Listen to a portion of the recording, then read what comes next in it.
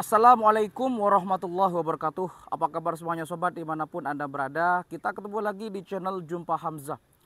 Seni merupakan sebuah elemen terpenting dari kehidupan. Karena seni ini adalah sebuah sesuatu ya yang bersifat universal.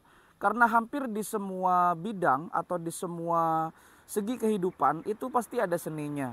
Entah itu seni memasak, seni membaca, seni berhitung, dan seni-seni yang lain.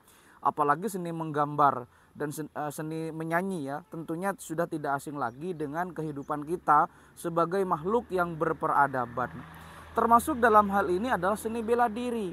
Karena bela diri ini merupakan sebuah bentuk refleks dari tubuh kita ketika menemui ancaman, baik ancaman langsung ataupun tidak langsung, ancaman nyata ataupun ancaman tidak nyata. Bela diri atau disebut dengan self defense tentunya sangat diperlukan untuk membuat keamanan untuk diri kita sendiri dan juga orang-orang di sekitar kita. Makanya diperlukan seni untuk sekedar membela diri. Bagaimana caranya memukul, menendang, menghindar, menangkis, mempermainkan senjata, menggunakan senjata, dan seterusnya. Hal itu tentunya perlu yang namanya bela diri. Dan untuk memahami hal itu tentunya harus belajar, tekun, dan juga berlatih pernafasan. Karena memang dasar-dasar bela diri adalah melatih meringankan tubuh dan juga mengatur nafas sesuai dengan ritme yang diajarkan oleh di kesenian bela diri tersebut. Nah, kalau kita berbicara tentang seni bela diri, tentunya di Indonesia itu ada yang namanya pencak silat. Sedangkan kalau di Malaysia namanya silat. Nah, apa kemiripan dan juga perbedaan dari silat dan pencak silat ini? Yang mana keduanya sama-sama diakui oleh UNESCO. Ini yang akan kita coba kaji lebih detail tentang persamaan dan perbedaan dari silat dan pencak silat. Apakah Anda pernah belajar silat? Kalau memang belum belajar, mari kita belajar bersama. Dan sebelum itu kita putar dulu intronya.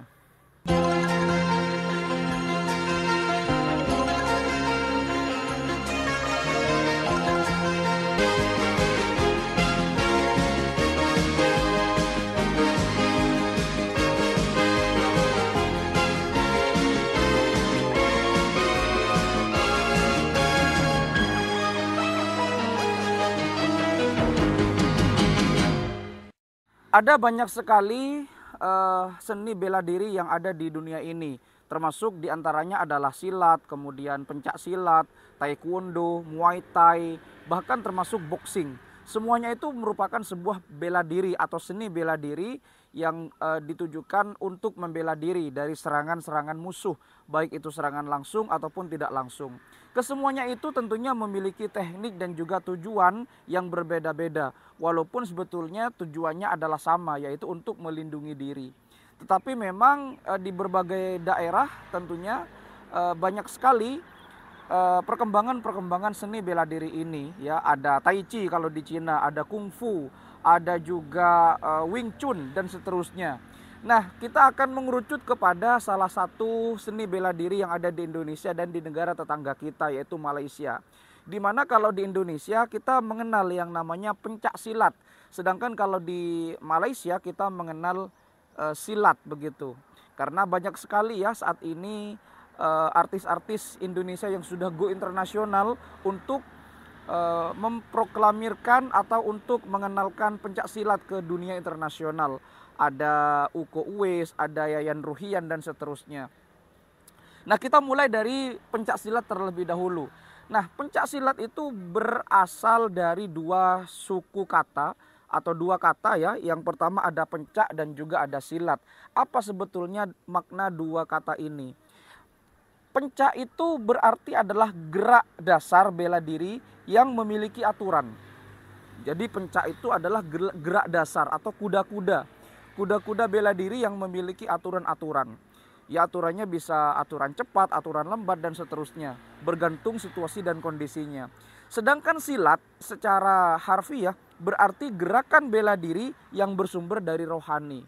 Jadi bersumber dari dalam ini, dari jiwa.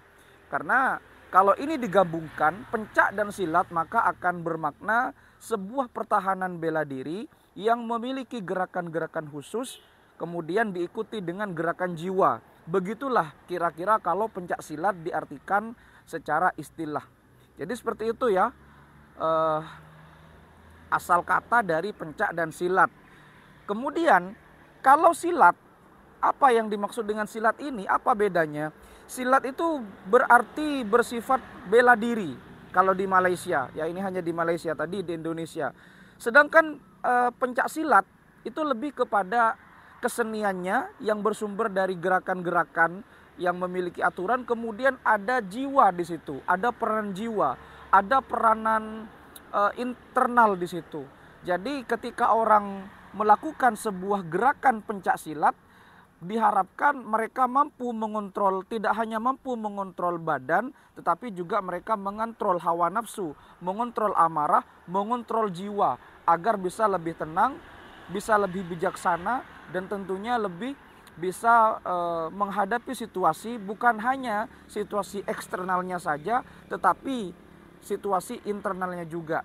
Jadi pencak silat itu lebih terfokus kepada pembentukan karakter dan juga pembentukan tubuh.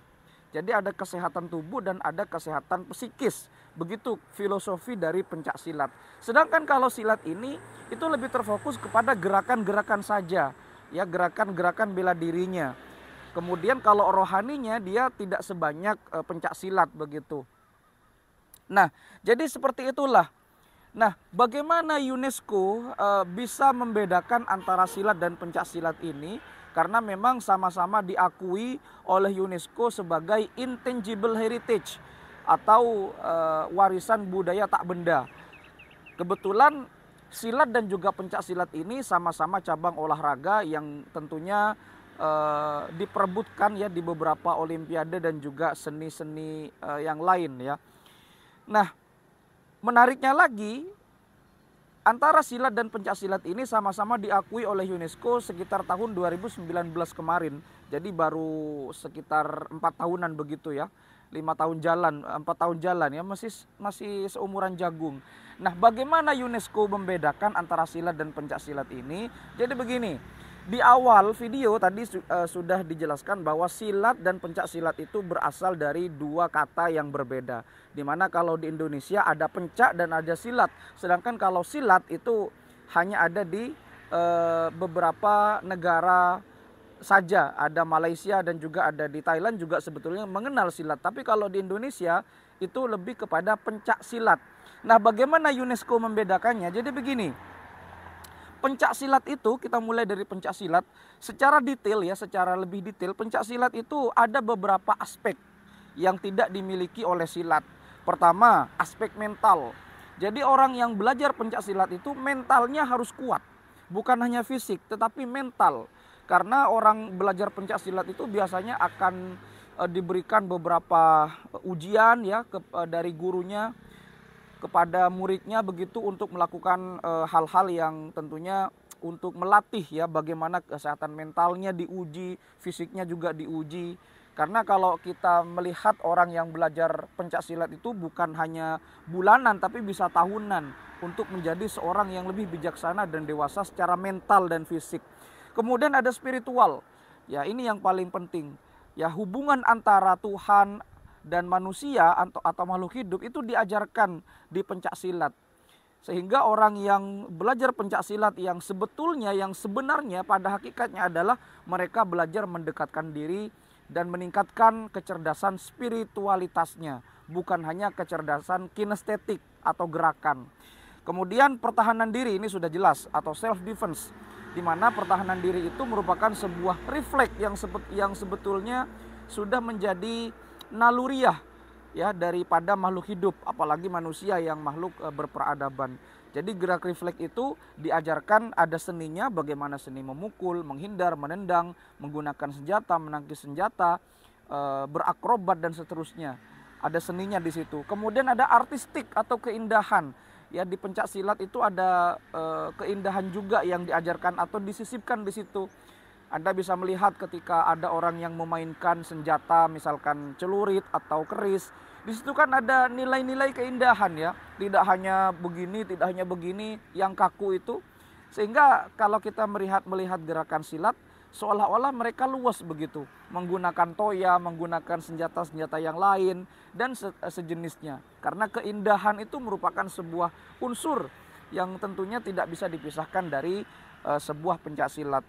Kemudian unsur yang berikutnya adalah kostum. Ya, kostum yang dipakai di silat itu bervariasi di berbagai daerah.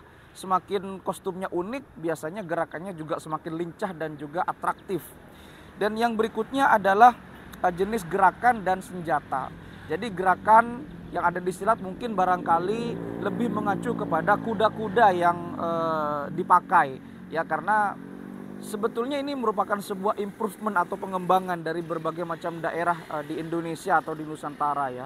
Kemudian juga ada senjata yang digunakan, di mana senjata biasanya menjadi sebuah hal yang melekat dari daerah satu ke daerah yang lain kalau di Indonesia. Seperti di Jawa ada keris, kalau misalkan di Aceh beda lagi, ada, kalau di Aceh apa senjatanya ya? Senjatanya ronceng ya, dan seterusnya.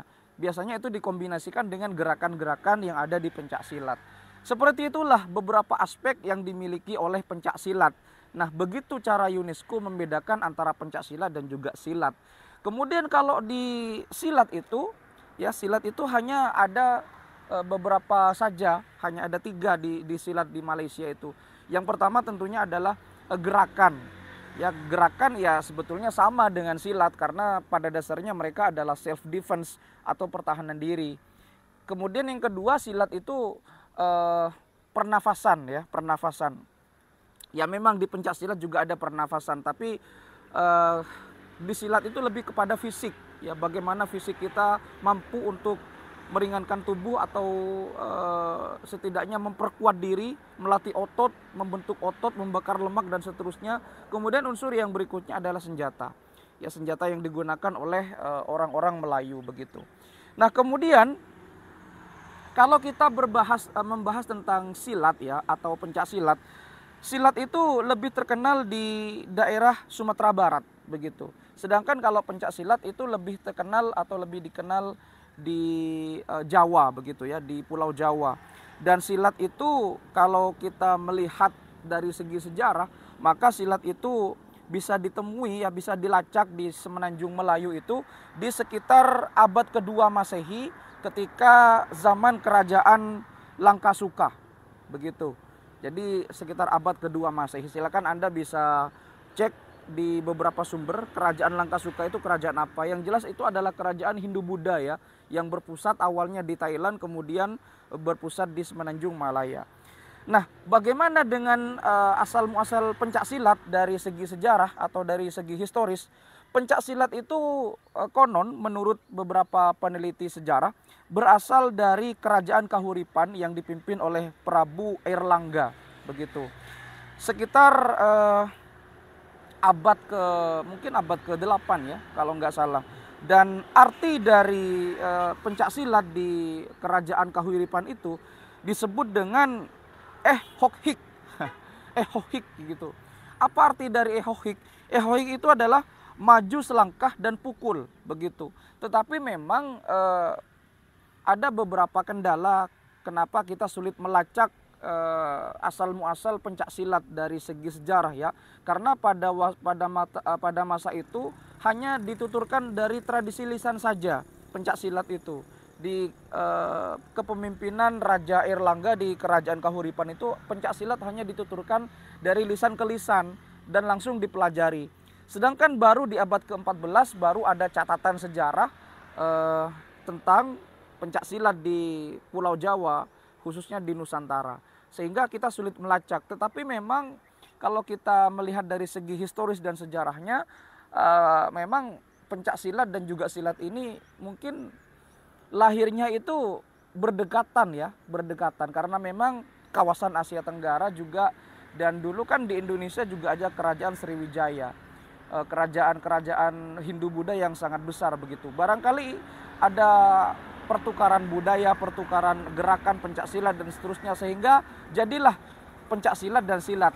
Nah, seperti itulah UNESCO membedakan bagaimana silat dan pencak silat bisa diakui bersama-sama menjadi warisan tak benda atau intangible heritage di UNESCO.